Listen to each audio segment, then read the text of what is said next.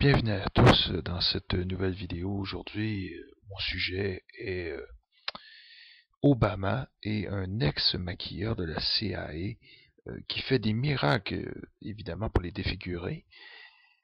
Je suis un acharné. Je traque Obama sur Internet depuis quelques années. Ses photos, son passé, et je passe tout ça au crible. Et j'essaie de comprendre, euh, parce que je suis convaincu que Obama est un agent de la CIA. Ça, j'en démords pas. Et j'en suis maintenant persuadé du fait de la parfaite concordance de la boîte crânienne de Osama, qui serait peut-être moins compliqué qu'on le croirait.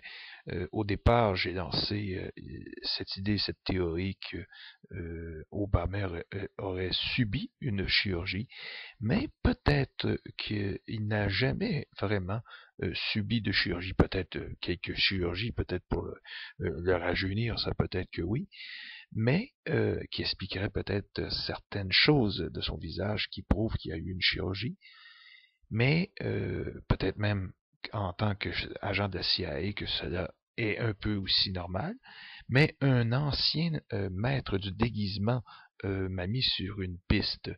C'est un ancien maître du déguisement des espions et des agents doubles de la CIA. Ça, c'est vraiment quelque chose d'extraordinaire. C'est un gars qui existe pour de vrai et il exploite ses talents pour fabriquer des fausses oreilles et autres prothèses faciales plus vraies que nature, là, et transforme la vie des défigurés, victimes d'accidents ou de malformations.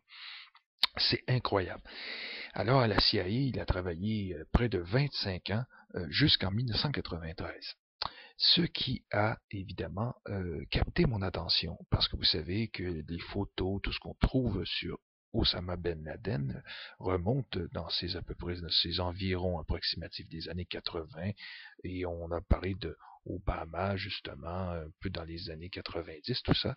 Il a apparu dans ces années-là, ce grand maquilleur, évidemment, il dit qu'il a changé des identités. Et ça, il confie à des journalistes. Il dit qu'il a changé des identités et de transfuges pour faire des sorties de pays où ils risquaient leur vie.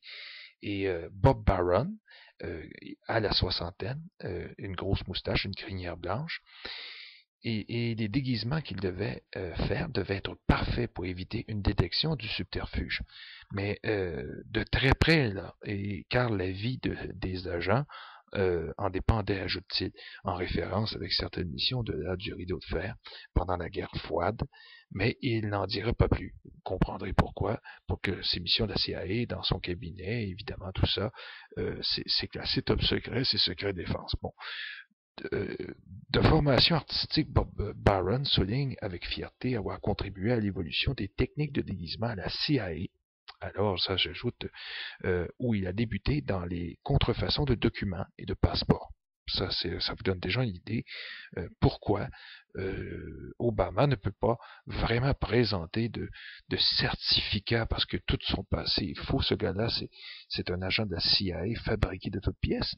Et selon ma théorie personnelle, je crois que la famille Laden, qui est peut-être une famille collaboratrice de la CIA, qui a eu des cachets de la CIA sûrement, parce que vous savez, la famille Laden, c'est une famille nombreuse, plusieurs enfants, c'est une équipe de football, alors c'est facile de faire passer un agent pour la famille Laden. Et dans un pays où les gens ont de la misère vous savez que c'est pas vraiment l'Afghanistan, c'est quelque chose de très compliqué, c'est pas et c'est très facile au fond d'entrer quelque chose là à travers une famille aussi respectable, une famille de multimilliardaires qui a travaillé dans le ciment, tout ça, qui ont fait fortune dans le béton. Et pour faire court, la formation de Bob Barron est de fabriquer des personnages plus vrais que nature. Il est capable maintenant, il dit, de faire des masques. Il il dit ça que c'est maintenant, mais sûrement que la technique est pas d'hier. Il est capable de faire des masques en silicone ressemblant à la peau humaine, imaginez, à s'y méprendre. Comme dans les films de Mission Impossible, avec Tom Cruise, vous savez. Tom Cruise passe pour un autre et tout ça, et lui dit que c'est possible. Et là, on parle de sérieux, là. Alors, il se méprend. Il dit qu'il s'exhibe et que ses créations, la pose de telle masse prend de 3h30 à 4 heures. Mais ils peuvent être enlevés en quelques secondes. Alors, je vous laisse imaginer que ce gars-là pouvait se déguiser en Osama Ben Laden, faire ses apparitions publiques, faire le travail pour la CIA du temps qu'il endossait son costume, cet agent de la CIA qui était Obama, au fond parce qu'Obama, Barry Soetoro était l'agent de la CIA, mais il a peut-être porté plusieurs noms. Et évidemment, vous comprendrez que ce gars-là, Bob Barron, est, au fond, peut-être un morceau du puzzle qu'on recherche pour comprendre tout particulièrement cette évidence de cette boîte crânienne des tempes, de l'orbite qui est d'une concordance parfaite avec le visage de Osama Ben Laden, ce qui pourrait dire que, en fin de compte, Osama Ben Laden est une fabrication complète. C'est une entité qui n'existe pas, mais qui a eu son assise grâce à qui? À la famille Laden. Mais vous comprendrez que la famille Laden est récompensée.